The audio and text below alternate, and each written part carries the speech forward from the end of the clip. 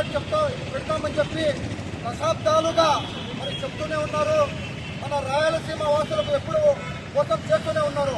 ఇప్పటికైనా మరి కేంద్ర ప్రభుత్వం, రాష్ట్ర ప్రభుత్వం రాయలసీమ ప్రజల మరి ఆవేదనను అర్థం చేసుకుని వెంటనే మరి కర్నూలులో హైకోర్టు ఏర్పాటు చేయాలని చెప్పి మేము హిందూపురం న్యాయవాదులుగా డిమాండ్ చేస్తున్నాం.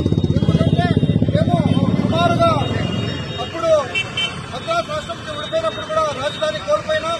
మళ్ళీ మొన్నటికి మొన్న మరి ఆంధ్రప్రదేశ్ విడిపోయినప్పుడు హైదరాబాద్ కోల్పోయి కొన్ని లక్షల కోట్ల రూపాయలు ఆ ధనాన్ని మేము కోల్పోయినాం.